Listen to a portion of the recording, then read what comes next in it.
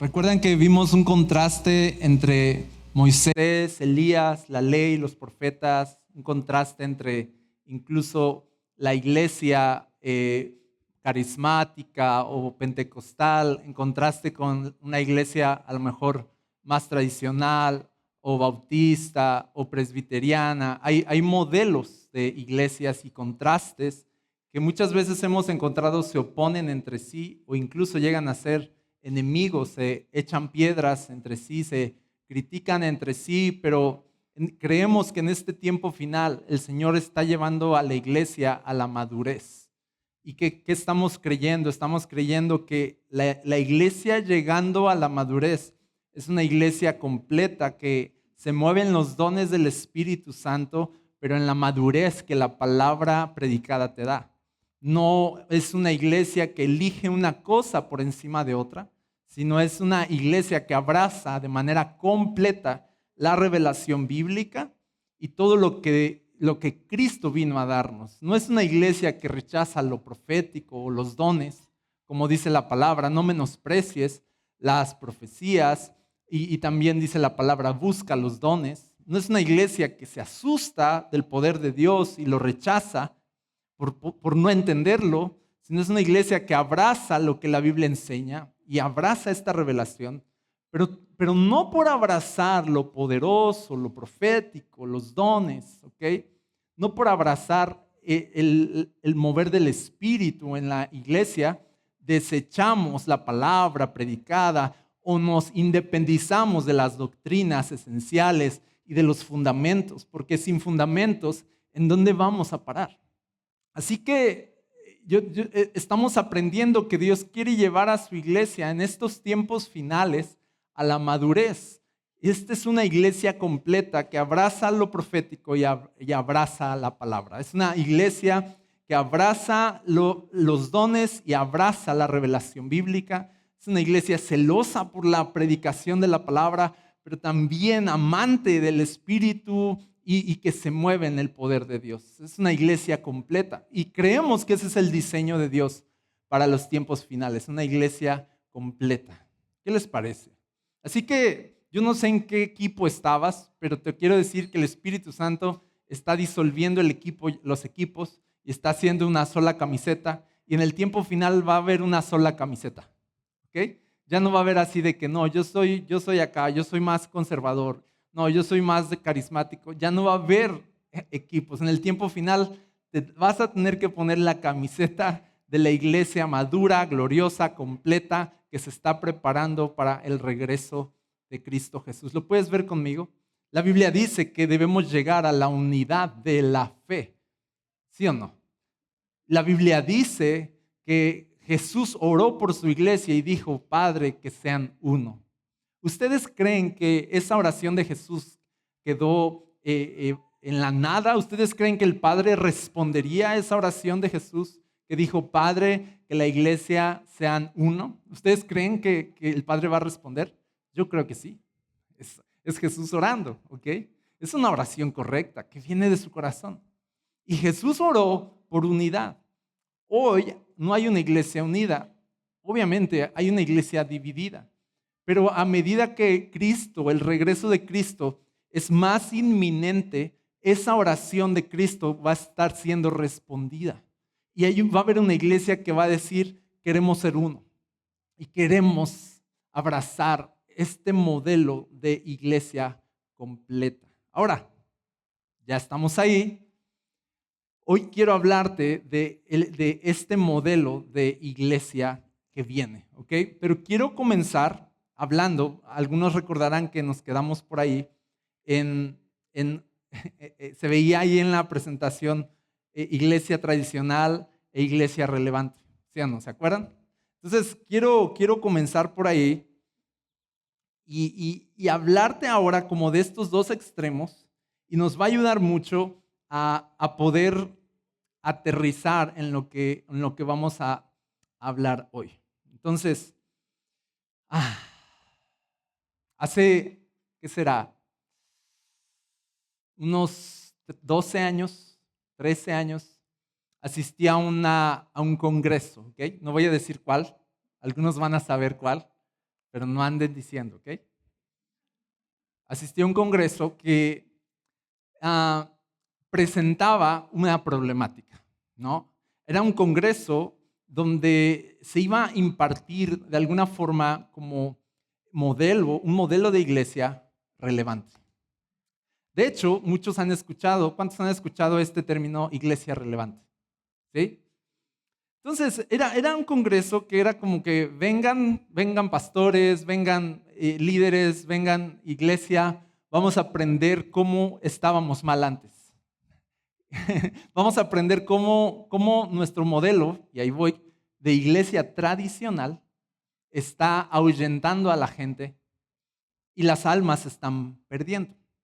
¿Okay? Hay algo de cierto en eso. ¿Okay? Entonces, de alguna forma, ahora quiero presentarte estos dos panoramas porque siempre estamos como en este efecto de péndulo, de irnos de un extremo a otro, de un extremo a otro, hasta que vamos encontrando un equilibrio, ¿okay? Y una unidad, que es lo que buscamos acá. Pero en este efecto de péndulo era como que, ok, la iglesia tradicional, con sus normas, el abrazar tanto lo superficial muchas veces, tienes que vestirte así. Es más, quiero ponérselas así. La iglesia tradicional era más como no sé, por ejemplo, en lo que yo conocí de iglesia tradicional, es un apego muy fuerte, precisamente, pues obviamente a las tradiciones. Y entonces era como el pastor no puede pasar a predicar de manga corta. Ya, ¿cómo creen que se le va a ver el brazo? ¿No? El pastor no puede ir sin corbata. Las mujeres no pueden ir de pantalón. ¿Verdad? Es más, en un tiempo incluso hasta no podían ir sin sombrero cuando se usaba.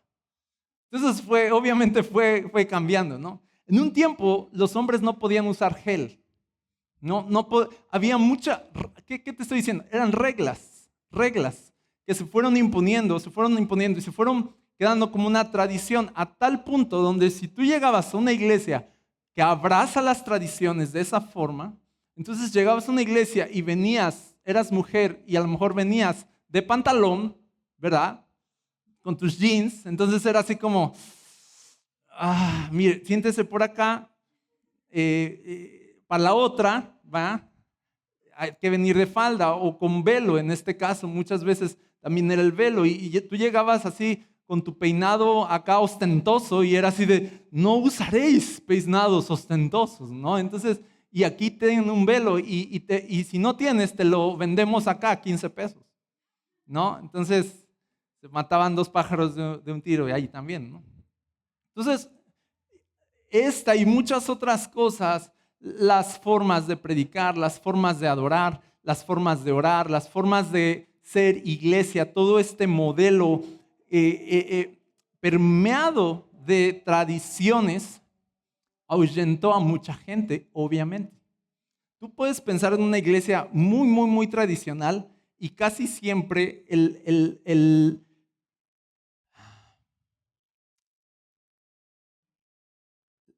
la realidad de esa iglesia hoy es que es una iglesia muy pequeñita de gente que ya está casi por irse con el Señor.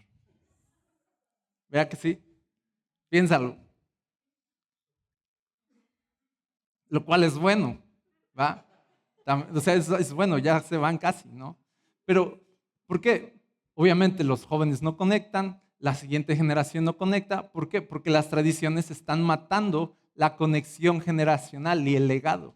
Entonces, esa es una iglesia que por abrazar tradiciones desechó y rompió las generaciones, ¿ok? Este legado generacional se rompió. De hecho, te voy a decir, en la iglesia tradicional fue muy difícil, no digo que imposible, pero sí fue muy difícil que los ministerios tuvieran legado, ¿ok? Fue muy difícil que los pequeñitos que crecieron en la iglesia permanecieran en la iglesia. No digo imposible, Dios es bueno, Dios es grande y Dios es poderoso y Él hace lo que quiere. Pero fue muy difícil esta transición de crecer pequeñito en una iglesia tradicional, de pronto llegar a la adolescencia y decir, pues ya tengo para mi taxi o mi camión, así que yo me voy de aquí, ¿no? Y empezar a moverse. Muchos Incluso se miró cómo muchos hijos de pastor al final acabaron todos frustrados, todos así como hastiados de la iglesia tradicional y se perdió un legado, no siempre, ¿ok? Sí, la iglesia tradicional ahuyentó a las almas. Entonces, viene la iglesia relevante. ¿Okay? Entonces, viene esta conferencia y empiezan a decir taller de iluminación. Taller, o sea, la predicación así, ahora vamos a talleres, taller de cómo iluminar, de cómo poner tu escenario y de cómo acá y de cómo allá. Recuerdo que había un pastor muy, muy bíblico, algunos lo ubican, Fermín Cuarto, ¿no? Ya saben, control machete, esa es otra generación, control machete. Entonces, Fermín Cuarto es un pastor que predica verso a verso, es un gran predicador, la verdad. Entonces lo invitan a esta conferencia para que jale también, como que viene Fermín Cuarto, o sea, y unos dijeron va a rapear, pero no rapeó, predicó. Y de hecho predicó fuerte, predicó como así bien claro, así de, la iglesia no depende de cómo luces, sino de qué es lo que estás predicando. Las almas no se van a salvar porque ilumines bien, sino porque prediques bien, etcétera. Entonces recuerdo que estamos en un taller y como de preguntas y respuestas, está Fermín Cuarto ahí, y si está viendo esto, un saludo, ¿ok? A Fermín Cuarto, sí señor, sí señor, no. Entonces está ahí sentado y están como otros pastores y están como las preguntas orientadas, porque de eso es la conferencia, a decir, y tú en tu iglesia que ya ha crecido tanto, ¿tú cómo has revolucionado el escenario y qué piensas de la iluminación y la relevancia para atraer a las personas? Y recuerdo muy bien que él estaba sentado y empezó a hacer así. Así yo decía, pobrecito, ¿no? O sea, él estaba así como entre la espalda y la pared, me invitaron y esta conferencia no copia con lo que yo. Y entonces yo estaba ahí percibiendo todo, ¿no? Y otra vez él decía, es que eso no es importante, pero te voy a decir, al final, el cierre de la conferencia, en gran medida, la última predicación que debe ser como donde todos acabamos acá llorando, lo que tú quieras, fue para decir que si tú tenías ministerios raros, como danza, como panderos, y que si estabas siendo una iglesia tradicional, tenías que pues, prácticamente arrepentirte y dejar de ahuyentar a la gente porque Cristo ama a las personas y tú las estás asustando con tus panderos y tus listones. Eso, en serio, eso fue la predicación.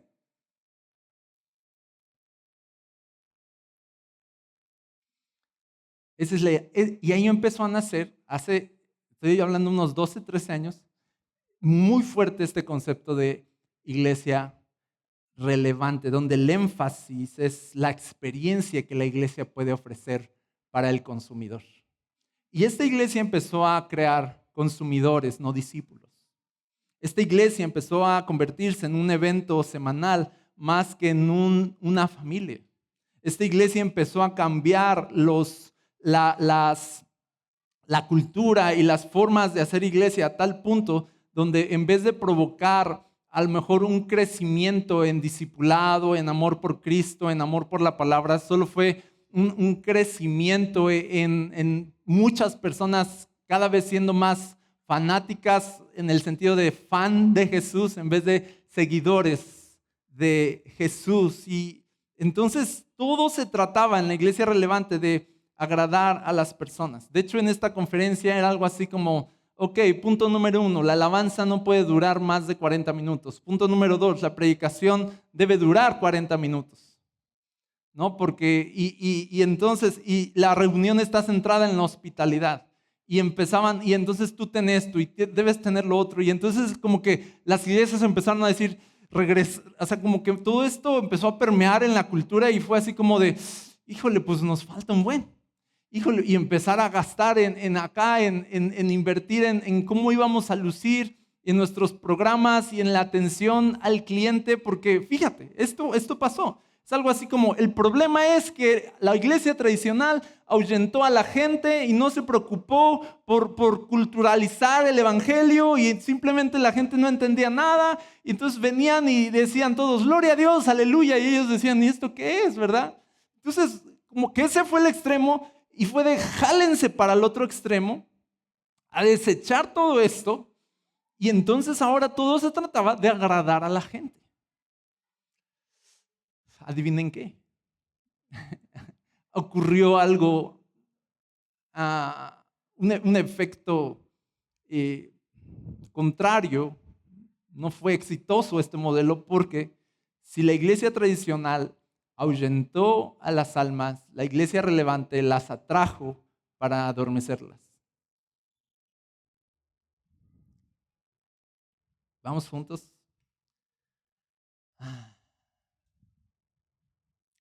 Una iglesia, un modelo de iglesia tiene que nacer aquí, en medio de esto. Porque no estoy diciendo que esté mal organizarte bien, planificar o tener un bonito escenario o bonitas instalaciones o tener hospitalidad. En realidad, todo esa premisa de atiende bien a las personas y que se sientan en casa, bienvenido a casa, estás en casa, etcétera, está bien, puede ser bíblica, pero en un extremo puedes desechar el hecho de que al final esta casa es la casa de Dios. Y puedes desechar el hecho de que aquí el que más debe ser bienvenido es el Espíritu Santo, ¿verdad? Y desechar el hecho de que el que más queremos que se sienta cómodo es Él, no nosotros. Y desechar el hecho de que al final la alabanza es para Él, no para mí, ¿verdad? Y la adoración es para Él, no para mí. Así que al final, tanto centrar en la hospitalidad, tanto centrarnos en el hombre hace que nos olvidemos de atender bien el corazón de Dios e ir en la agenda de Dios. Así que estos son los dos extremos. Déjenme mostrarles un poquito más de estos extremos. ¿Cuántos llegaron a crecer en una iglesia tradicional, como yo lo mencioné? ¿Okay? ¿Sí? ¿Algunos? Muy bien. La iglesia tradicional falló. ¿En qué falló la iglesia tradicional? Déjenme decirles. La iglesia tradicional sí falló en agregar reglas a la palabra. Estas reglas cansaron a la gente. ¿Sabes quiénes agregaron reglas a la palabra? Los fariseos. ¿Sabes por qué estaban tan cansados y trabajados? Y Jesús les dijo, vengan a mí, los que están trabajados y cargados, yo les daré descanso, mi yugo es fácil. ¿Por qué? Porque los fariseos, los escribas, habían puesto en ese tiempo tantas cargas y agregado tantas tradiciones, ¿recuerdas? Tradiciones a la ley. Y al final eran más celosos de las tradiciones que de la ley. Y Dios y Jesús los confronta por eso y les dice, ay de ustedes escribas, ¿verdad? Porque se esfuerzan por defender sus tradiciones, pero transgreden la ley y no se están dando cuenta. El mayor énfasis para ustedes es que se respete lo que ustedes inventaron y añadieron a la ley, y por eso se están parando, les dijo Jesús, en la puerta de entrada del reino de Dios, y ni ustedes entran y ni dejan que los demás entren. O sea que sí, se están perdiendo almas cuando las tradiciones son supremas. Cuando la historia o la iglesia histórica llega a ser como que la historia de la iglesia sagrada. Algo se pierde ahí. ¿Qué se pierde? El alma de las personas. Y Jesús confrontó a los fariseos, en este caso, por añadir reglas que cargaban a las personas y los hacían realmente abandonar su fe. Ahora, la iglesia tradicional falló en esto mismo. Se construyeron reglas, ¿ok? Y luego ya que había estas reglas y estos patrones esperados de conducta, entonces se establecieron comités, ¿verdad? Para poder cuidar, y policías, ¿verdad? De las tradiciones, para poder cuidar que se estuvieran haciendo estas cosas. Y ya la iglesia no era un lugar de libertad, sino era un lugar donde la gente se estaba de alguna forma mordiendo una a otra y criticando una a otra y espiando así de, ¿no crees que tu falda le faltan como 2 centímetros abajo? Y era una cosa así. Pero también ¿en qué falló la iglesia tradicional? En que por darle tanto énfasis a las tradiciones, al final, cuando la iglesia tradicional lograba exteriormente lucir de una forma santa, de acuerdo a su planteamiento, traigo la corbata, traigo el velo, traigo la falda, yo no hago esto, yo no uso joyas, yo no me maquillo, yo no acá, yo no allá, y etcétera. Entonces soy santo, entonces estoy bien y tú no, porque tú te pintaste los labios, ¿verdad? No te hagas. No es labello nada, ¿no? Hay labello azul también, hay labello transparente, ¿no? Y en verdad, pero ¿qué pasaba? Se te metía la idea de que si tú, al seguir las tradiciones, lograbas impresionar a todos, entonces ahí mismo podías empezar a esconder tu pecaminosidad detrás de esa superficie. Por eso Jesús le dijo a los fariseos: ustedes por fuera lucen bien, por dentro están muertos. Sepulcros blanqueados, ¿se acuerdan? Sepulcros blanqueados. Limpien también lo de adentro, no sean cochinos, ¿verdad? Sí, por fuera, pero por dentro hay algo mal.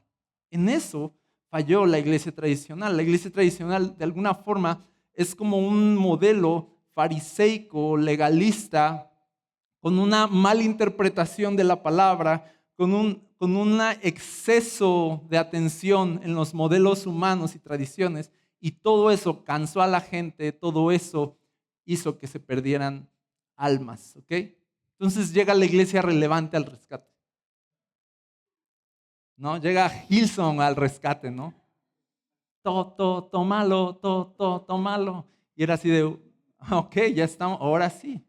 Ahora, no estoy diciendo, fíjense, yo no estoy satanizando una cosa u otra, solo estoy diciendo cómo nos vamos de un extremo a otro y nos casamos con modelos que no son los de la Biblia, nada más para defender una postura humana. Entonces llega la iglesia relevante y dice: el problema en la iglesia son las tradiciones. Ok, apunten, ya vamos a llamar a la ofrenda de ahora en adelante donativo. ¿Ok? Nada de ofrenda porque se va a espantar la gente. A la predicación ya no le vamos a llamar predicación, le vamos a llamar conferencia. Y al pastor ya no le vamos a llamar pastor, le vamos a llamar director general o conferencista principal. No sé. Vamos cambiando, ¿verdad? Y en el ánimo de agradar a las personas y de comunicarse con ellas, se olvidaron de agradar a Dios. En el ánimo de evitar escandalizar a las personas, diluyeron el mensaje. Para hacerlo más digerible, lo modificaron muchas veces. Y empezó a pervertirse todo. Para hacer las cosas más amenas, empezaron a profesionalizar la iglesia. Y cuando tú profesionalizas la iglesia, ya puedes abandonar la oración, ya puedes abandonar el ayuno, no hay problema. Tu profesionalismo puede sostener todo unos años y nadie se va a dar cuenta. Y muchos abandonaron la oración y se centraron en la producción y dejaron de depender de la unción y se enfocaron en la organización. Y para la iglesia relevante llegó a ser más importante ser profesional que ser santo. Se empezó a perder todo. En el ánimo de corregir un error, cometieron otro. Entonces la iglesia tradicional toma la palabra y la usa para defender sus tradiciones y añadir reglas, pero la iglesia relevante toma la palabra y la usa para entretener a sus congregantes cada semana. Entonces, sí es verdad que la iglesia tradicional ahuyentó a la gente, pero también es verdad que la iglesia relevante atrajo a esa gente para adormecerla, no para disipularla. Vamos juntos acá, iglesia. Obviamente, hago un paréntesis y digo, estoy hablando de casos extremos. Obviamente, en medio de esto puede haber cierta salud en una iglesia que puede ser muy, muy bonita, con un escenario increíble y luces y todo, y haber discipulado, sí, y haber oración, sí, ¿ok?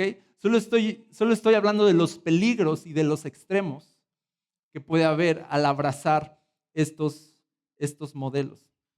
Entonces, esto fue lo que pasó. Aquí están los dos extremos. Ahora, ¿qué hacemos? ¿A dónde nos quiere llevar Dios? ¿No? ¿Cuál es tu modelo? Si pudiéramos decir, Señor, ¿cuál es tu modelo? Yo quisiera poder decir, Señor, ok, hemos construido y edificado la iglesia a nuestra manera, como puedes ver, la hemos regado, como puedes ver. Este es el tiempo final, ya no queremos perder tiempo. ¿A dónde estás llevando a la iglesia y cuál es el modelo de iglesia, de tu espíritu, de tu corazón, de tu palabra que debemos abrazar? ¿Cuántos no quisiéramos eso, verdad? Amén. De eso vamos a hablar ahorita, de ese modelo de iglesia. ¿Están listos? No venían preparados para tal cosa. Ok. No sé si presentárselos así nada más, en seco y luego explicar. Sí, así le haremos. Ahí está. ¿Cómo va? ¿Cómo va a ser la iglesia del último tiempo? Será una iglesia profética. Ahorita les voy a explicar más de esto. Será una iglesia profética. Ok, antes de avanzar, quiero decirte que estamos en los tiempos finales. O sea, el Espíritu Santo está despertando a su iglesia para que se prepare para recibir a Cristo en los cielos. Estamos en los tiempos finales. Ya no es tiempo de estar dormidos, es tiempo de estar velando, es tiempo de estar preparados, ¿ok? Son los tiempos finales. Por eso, en los tiempos finales van a demandar una iglesia madura, una iglesia profética, que con ayuno y oración empieza a preparar el camino para el regreso de Cristo. Ahora, si me preguntan, la iglesia siempre tendría que ser profética, ¿ok?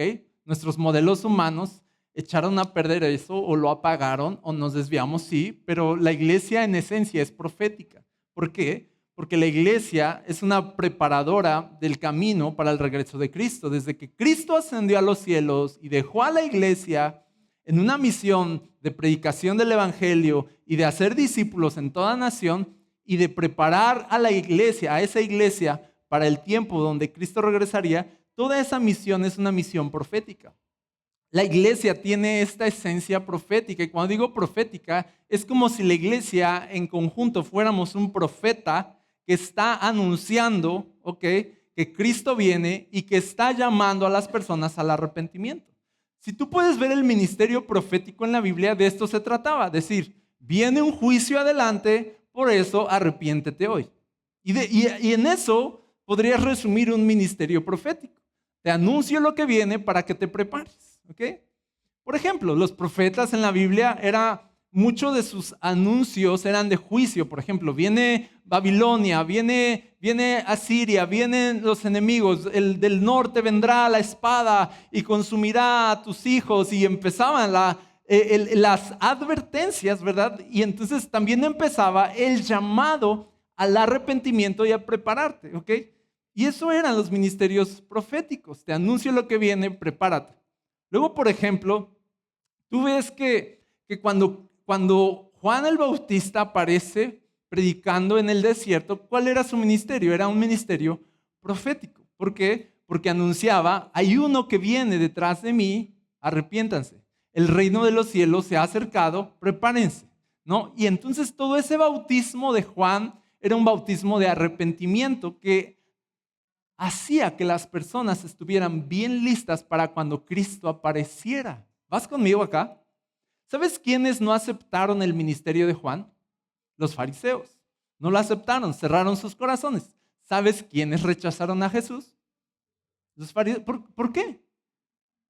¿No fue poderoso el ministerio de Jesús al punto de poder confrontar su necedad? Sí fue poderoso el ministerio. ¿No fue contundente esos milagros? Sí fueron contundentes. ¿No fue clara la majestad que había en él? Como dijo Juan, vimos su gloria en Jesús, vimos la gloria del unigénito del Padre en él. ¿Por qué los fariseos no lo vieron? Ahí te va por qué no lo vieron. porque rechazaron a aquel que preparó el camino para ese Mesías. Rechazaron el mensaje previo y entonces sus corazones no estaban tiernos, no estaban receptivos. Aunque la gloria de Jesús resplandecía delante de ellos lo rechazaron. Ahora, estamos prácticamente en la misma situación ahora. Cristo ha ascendido a los cielos y prometido regresar.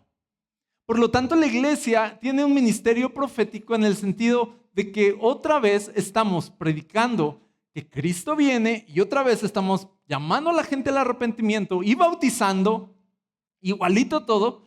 No vaya a ser que cuando Cristo venga, las personas lo rechacen o no estén listas para recibirlo. La iglesia tiene un modelo y una esencia profética por eso. Quiero leerte acá Malaquías 4:5 y te voy a decir tres cosas nada más de cómo luce una iglesia profética. ¿Está bien? Ese es el primer punto. Es una iglesia profética. A ver, es que pregunté acá, ¿cómo va a ser la iglesia del último tiempo? ¿Ok? Será una iglesia profética. Es una iglesia profética que con ayuno y oración preparará el camino para el regreso de Cristo. Ahora quiero mostrártelo con la Biblia. Vamos a Malaquías, aquí se los pongo. Esto es Malaquías 4, verso 5. Dice la palabra, yo les envío al profeta Elías, ¿ok? Ojo acá. Profeta Elías, antes que venga el día del Señor, día grande y terrible. Él hará volver el corazón de los padres hacia los hijos y el corazón de los hijos hacia los padres, no sea que yo venga y hiera la tierra con maldición. ¿Se fijan? El profeta Elías era un preparador de caminos. Dice, antes de que venga el día del Señor. ¿Cuál es el día del Señor? El día de su regreso. Por eso dice que es terrible. ¿Sí? Es terrible. Y luego aquí habla de juicio, herir la tierra con maldición. Habla del día final. Dice, antes del día final va a venir el profeta Elías. Se va a levantar un ministerio profético. Vamos juntos acá. Ahora, todos sabemos, o la mayoría hemos leído, que el profeta Elías, el cumplimiento parcial, de esta palabra fue Juan el Bautista. Lo leemos un momento. Dice, respondiendo Jesús les dijo, a la verdad Elías viene primero. Porque le preguntaron, oye, ¿por qué dicen los fariseos que antes del Mesías tiene que venir Elías? Y si viene alguien nada más así, sin aviso, entonces no es. Entonces dice Jesús, sí, a la verdad Elías viene primero y, ¿qué dice? Restaurará todas las cosas. Jesús está hablando de Malaquías, de alguna forma, y está diciendo, sí, restaurará, está hablando de un futuro, ¿te das cuenta? Elías viene y restaurará todas las cosas y luego se va al presente. Más, verso 12, os digo que Elías ya vino y no le conocieron, sino que hicieron con él todo lo que quisieron. Así también el Hijo del Hombre padecerá de ellos. Dice, entonces los discípulos comprendieron que les había hablado, aquí está, de Juan el Bautista. Entonces está diciendo, Elías vendrá y Elías ya vino. ¿Lo puedes ver conmigo? Está diciendo Jesús, Elías vendrá y Elías ya vino. Malaquías está diciendo, Elías vendrá, antes del día final, pero también muchos interpretan esto como día grande y terrible, porque el día grande habla del día de Cristo cuando vino en su primera venida al mundo, al nacer de una virgen y hacer todo su ministerio, y el día terrible es el día del juicio. Entonces son como dos tiempos, entonces son dos Elías. ¿Lo puedes ver conmigo?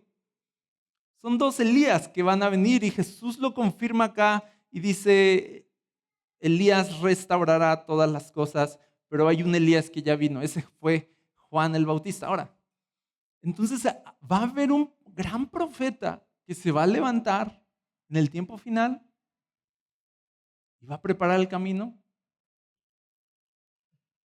Esa es la pregunta. Yo te traigo la respuesta. No. Ya no va a ser un gran profeta. Te voy a explicar algo. Jesús dijo que el ministerio profético, tal como se conoció, terminó en Juan. ¿Te acuerdas?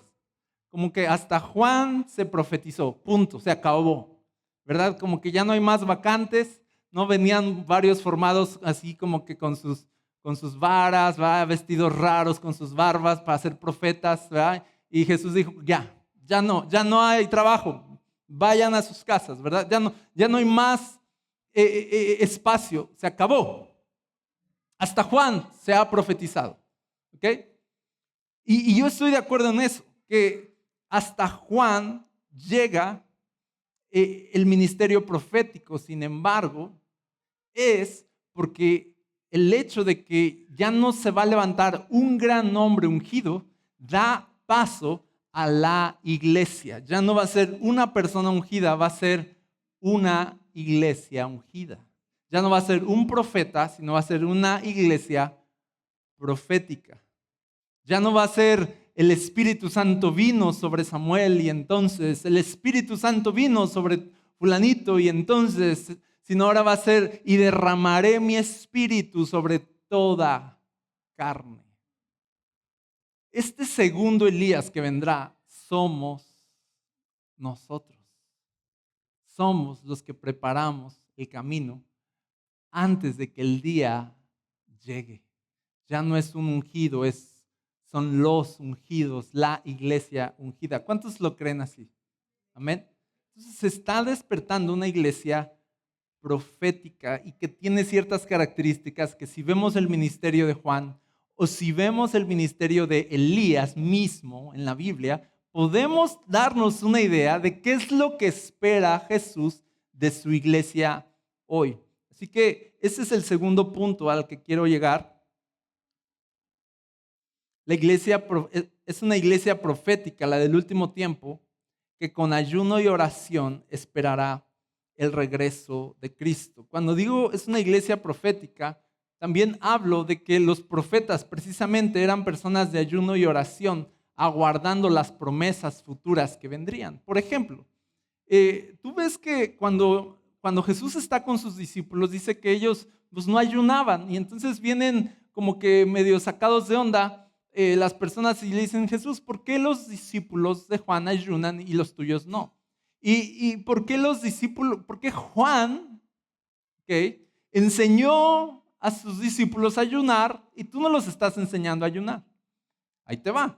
Ministerio profético de Elías o de Juan es ayunemos preparando el camino para cuando el Mesías aparezca. Ayunemos para estar bien listos para cuando el Mesías venga. Ayunemos porque el Mesías todavía no está. Ayunemos en dolor y aflicción. Ayunemos en un quebranto de nuestra carne diciendo no queremos este reino, queremos el tuyo. Ayunemos como gente que espera algo mejor, como gente que desecha este mundo porque espera algo mejor. Ayunemos y Juan enseñó a sus discípulos, ayunemos para prepararnos cuando el Mesías aparezca y para que el tiempo donde Él venga estemos bien listos. Ayunemos. Entonces, ese es el contexto. Y luego ya llega el Mesías, ya está con ellos y dice, ¿para qué van a ayunar? Les dice Jesús, si ya está aquí el novio. Dice, ahorita está el novio con ellos, no tienen por qué ayunar. Pero un día, el novio les será quitado y entonces ayunarán. ¿Qué significa? Cristo ascendió a los cielos y la iglesia ahora vuelve a ser una iglesia profética que ayuna y ora hasta que el día de Cristo llegue. Otra vez es una iglesia que ya no se nos quitó el novio y lo amamos y lo deseamos y lo queremos de regreso, por eso ayunamos. La iglesia ayuna en gran medida porque espera ese día. La iglesia ayuna para prepararse. Ese es el ministerio profético de la iglesia. Somos los que esperan el regreso de Cristo y como vivimos a la luz de esa esperanza, nuestro estilo de vida es un estilo de vida de ayuno y oración. Me encanta que cuando Jesús nació y es llevado al templo el octavo día para su circuncisión, dice ahí que había un hombre llamado Simeón que había recibido por el Espíritu Santo que no moriría sin antes ver al Mesías, y entonces él está esperando al Mesías y con ayuno y oración está ahí esperando. Llega este bebé y dice, ahora sí mis ojos han visto al rey, ya me puedo ir tranquilo, y empieza a profetizar. Ahí, delante de José, María empieza a profetizar de Jesús y toda su espera terminó aquel día. Pero también dice que había una mujer, Ana, que vivió con su esposo, creo que 7 años, y murió y se quedó viuda y por 84 años se dedicó a estar en el templo todos los días en ayuno y oración, esperando el día en que el Mesías aparecería. Es un ministerio profético. Ana está ayunando y está orando porque está esperando al novio. Y cuando ve a Jesús, otra vez Ana empieza a profetizar y decir, aquí está ya, por lo que esperaba. Ahora, iglesia, te voy a decir, si la iglesia no es profética, es una iglesia de ayuno y oración, la iglesia se va a adormecer. Si la iglesia está entretenida con modelos humanos o tradiciones, se va a adormecer y cuando venga el Mesías nos va a pasar por encima, no lo vamos a ver venir y vamos a ser consumidos, dice. La iglesia profética ayuna y ora para estar velando y orando y esperando este día. La iglesia profética es una iglesia como la parábola de las 10 vírgenes, lámparas encendidas, lámparas preparadas para que cuando venga el aviso de que el novio está cerca, la iglesia se levanta para recibirlo. No nos agarra en curva, estamos despiertos. Te voy a decir, tú quieres adormecerte y no estar listo para cuando Cristo venga, deja de orar y deja de ayunar. Ven a la iglesia, consume la iglesia como un evento.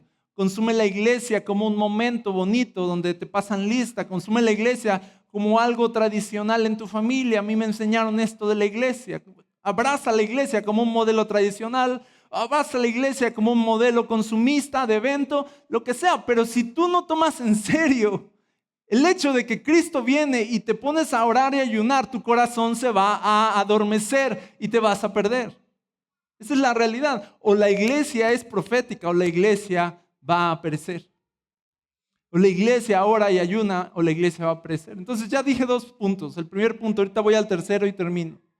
El primer punto es que la iglesia es profética porque prepara el camino para el regreso de Cristo. ¿Cómo lo prepara? Anuncia que Cristo viene, anuncia el evangelio, llama a las personas al arrepentimiento, las bautiza y las hace discípulos. Esa dinámica es una dinámica profética. ¿Está bien? Somos preparadores de camino. Número 2, la iglesia es profética porque ayuna y ora esperando. Somos una iglesia que espera ese día. No nos da igual. Somos una iglesia que dice, Maranata, ven Señor Jesús. Somos una iglesia de ayuno y de oración porque el novio nos fue quitado y entonces tenemos que ayunar.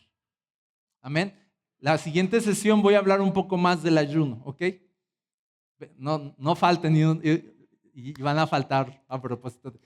Se me cruzó algo, no pude, ya no oí lo del ayuno, ya ni modo, ¿verdad? No te preocupes, lo mandamos ahí por WhatsApp. Y número 3, la iglesia es una iglesia profética que con valor confrontará el pecado en el mundo. Solo la iglesia profética es capaz de levantar su voz contra la maldad. Veamos el ministerio de Elías. Elías confrontó a Jezabel, confrontó a los profetas de Baal, ¿verdad? ¿Sí o no? La Biblia dice en Apocalipsis, le habla a Dios a una iglesia y le dice, tengo esto contra ti, que toleras a Jezabel. ¿Se acuerdan? Ya mero un profeta va a tolerar a Jezabel. Una iglesia relevante sí la tolera de buena gana. Una iglesia tradicional, sí la puede tolerar, pero una iglesia profética le dice, te me vas de aquí. En el ministerio, en el espíritu de Elías, la iglesia profética sí va a confrontar la maldad. No va a hacer las paces con la cultura para quedar bien. No va a callar su voz para oírse bien. No va a tratar de ser profesional, va a ser profética.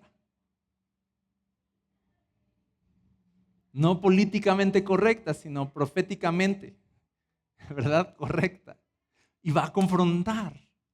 Solo una iglesia profética va a confrontar, pero Elías entonces confrontó a Jezabel, no la toleró.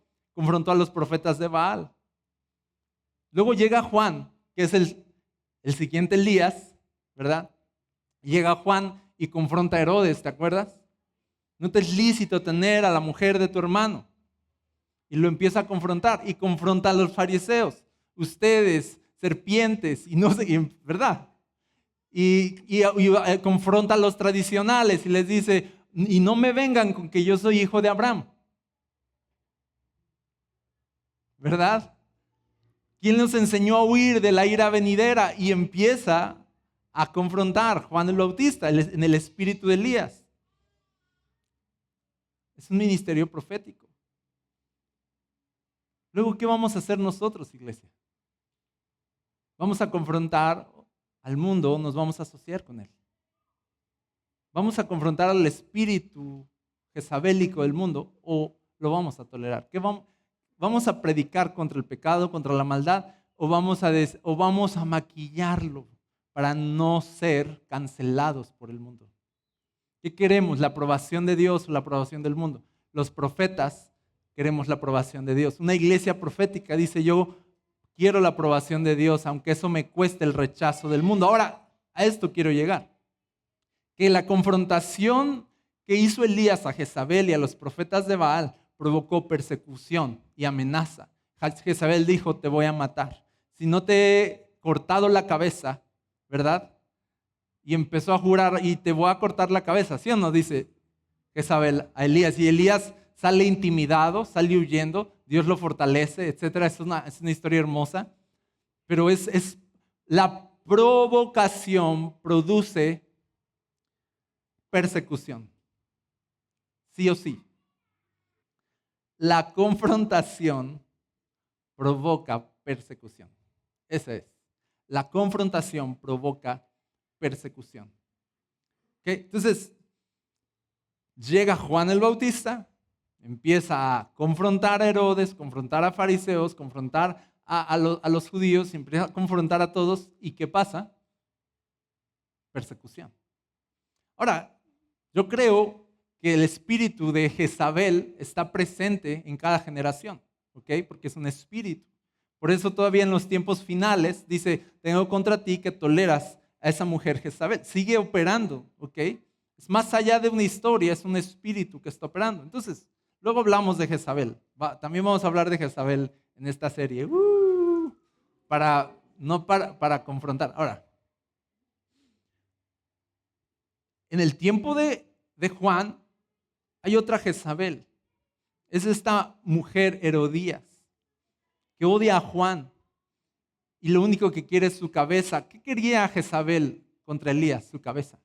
Pero no lo logró. De alguna forma en Juan logró su cometido, cortar la cabeza.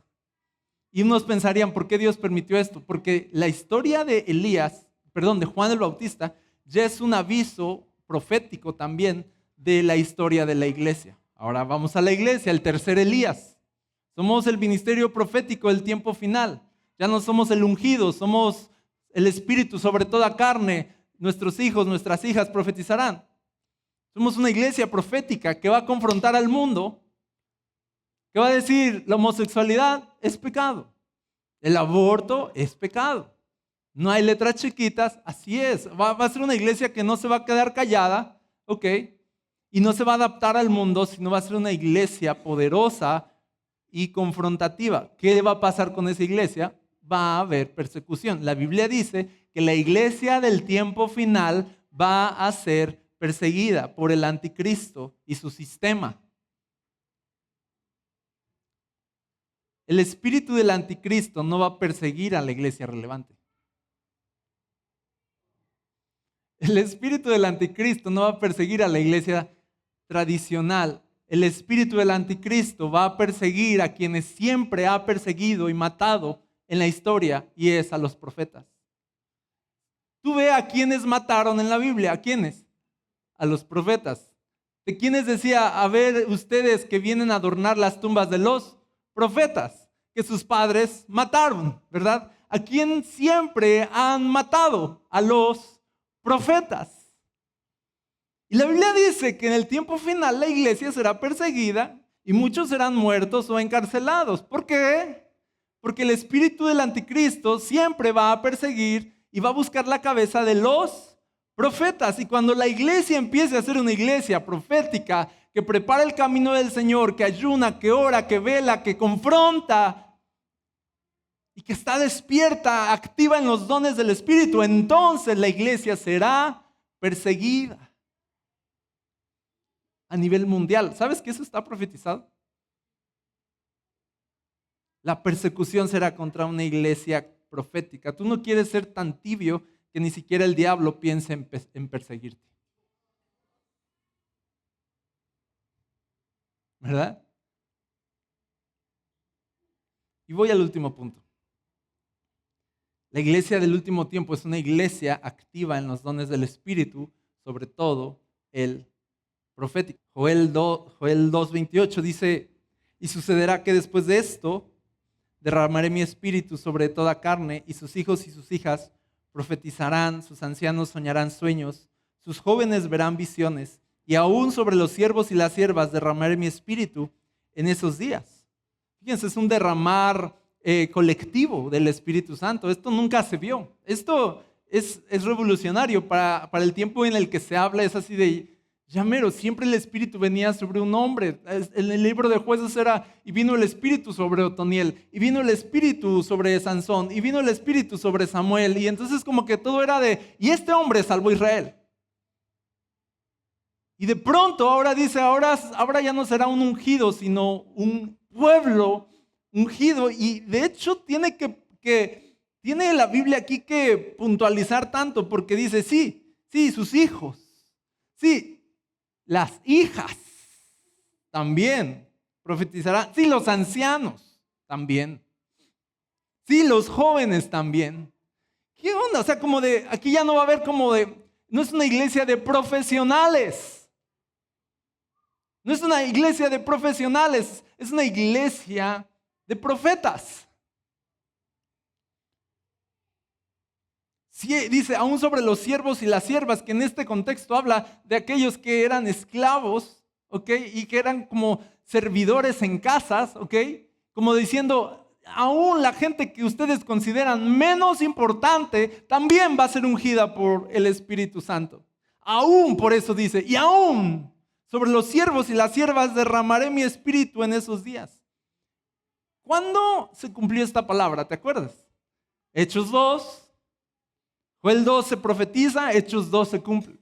Y se para Pedro, viene el Espíritu Santo sobre la iglesia, se para Pedro y dice, hey, no se equivoquen, esto que están viendo con sus ojos es el cumplimiento de Joel 2, derramaré mi espíritu sobre toda carne. ¿Cuándo se cumplió esto? Cuando la iglesia nació. ¿La iglesia cómo nació? No nació por planeación, no nació por organización o por producción, nació por unción del Espíritu. Si en esencia nacimos por la unción del Espíritu, solo la unción del Espíritu nos hará perseverar hasta el final. ¿Qué onda con nosotros si de pronto dejamos la unción y nos vamos a la producción?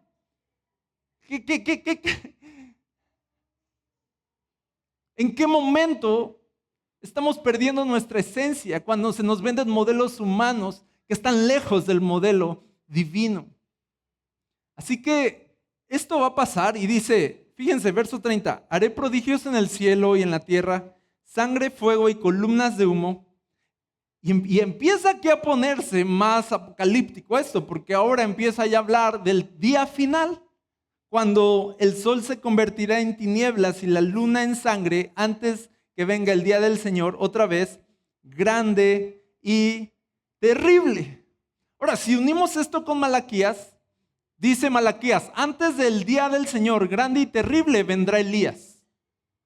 ¿Verdad que sí decía? Y ahora nos vamos a Joel y dice, antes del día del Señor, grande y terrible, vendrá el Espíritu sobre toda carne.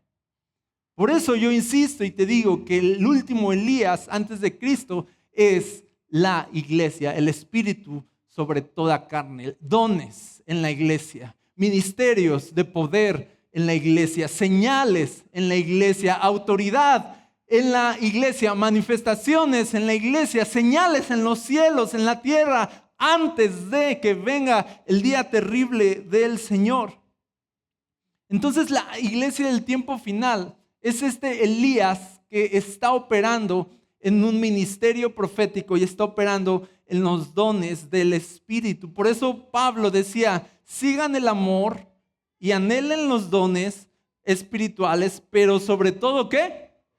Profeticen. ¿Por qué sobre todo profeticen? De hecho, tú vas a ver en la Biblia cuando dice aquí, derramaré mi espíritu sobre toda carne, y dice, no habla de las sanidades, no habla de los milagros, sino habla de lo profético. Y dice, ¿y entonces qué va a pasar cuando venga el Espíritu? Profetizarán.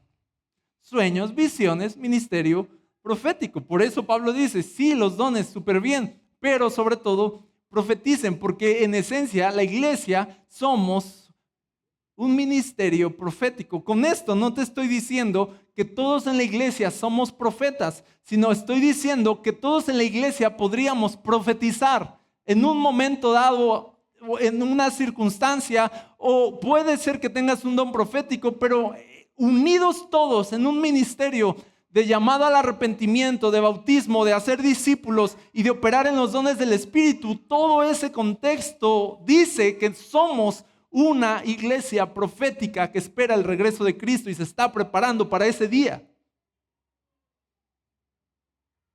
Amén. ¿Lo ves conmigo? Ahora, este es el modelo de la iglesia de Cristo. Es una iglesia profética y punto. Si la iglesia no es profética, va a ser moderna, va a ser relevante, va a ser tradicional, pero todo eso va a ser desechado en el tiempo final. Iglesia, queremos ser un modelo profético. Amén.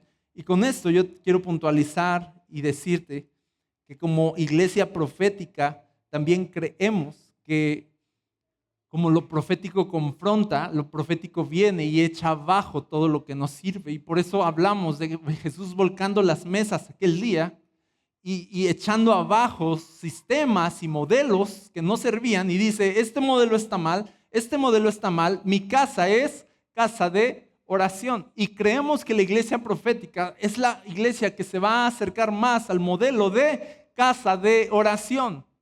Una de las características más importantes de la iglesia del tiempo final es que saben orar, no batallan para orar, sino que saben orar.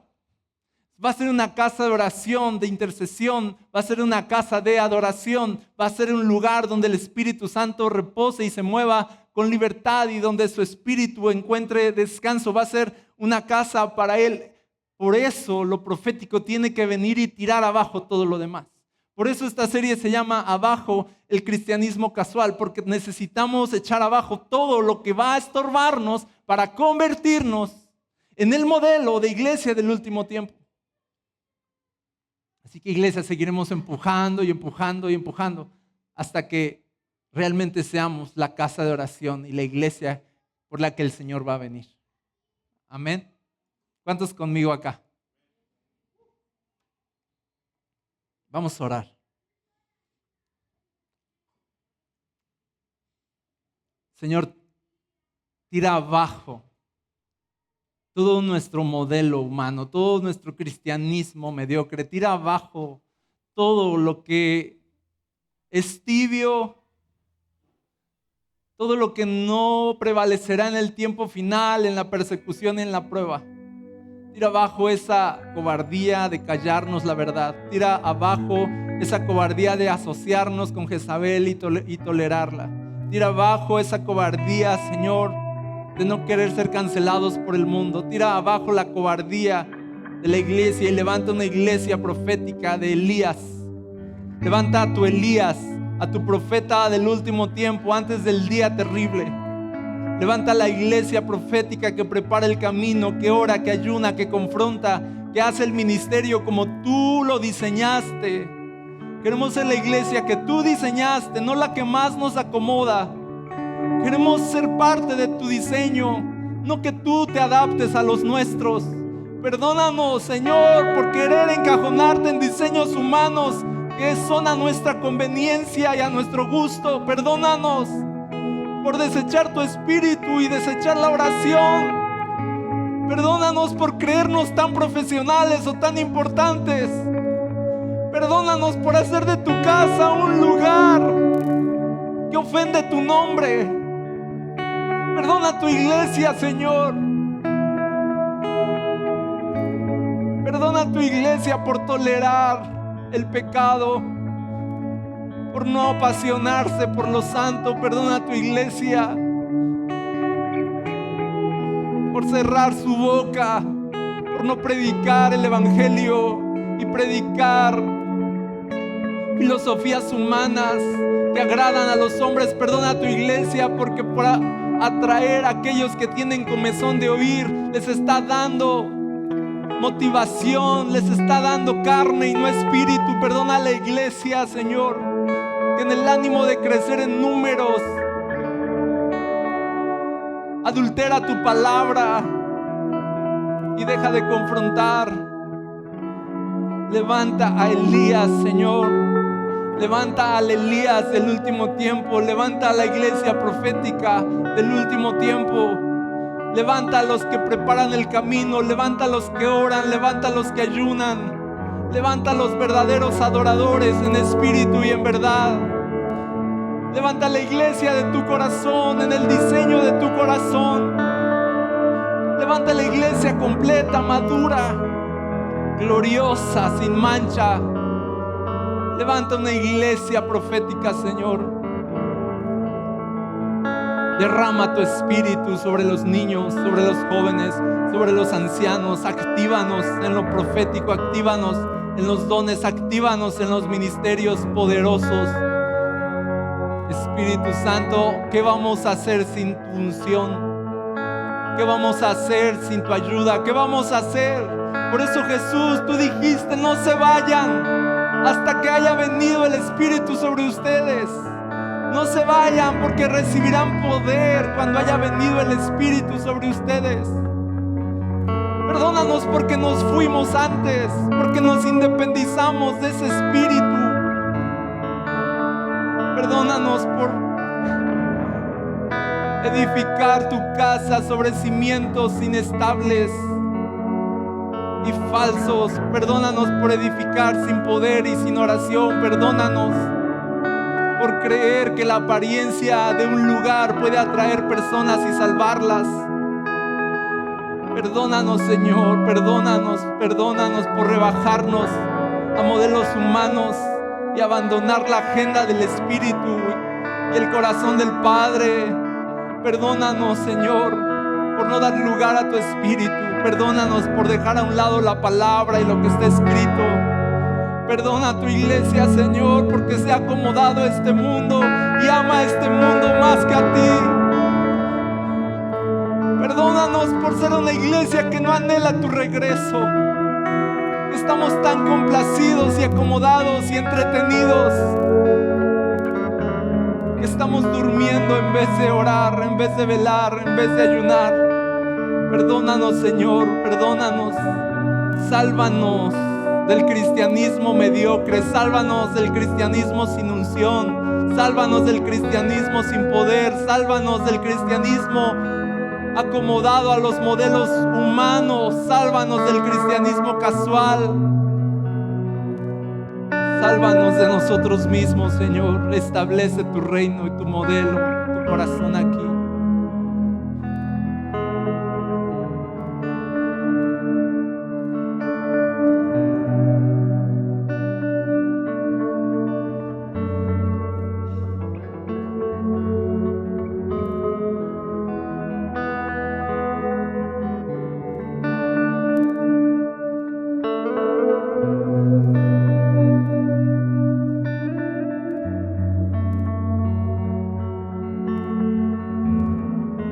Gracias, Señor, por escuchar nuestra oración. No seremos iguales, Señor, porque tú también deseas que tu iglesia florezca y sea una y madure. Tú anhelas ver una iglesia profética.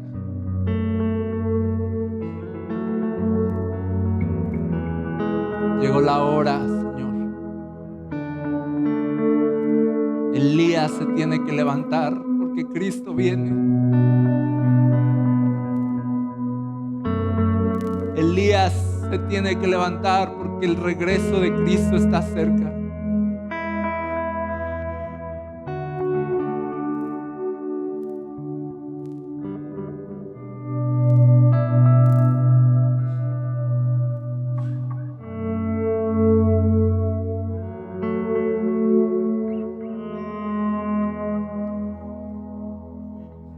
Yo te pido, Señor, que aquellos que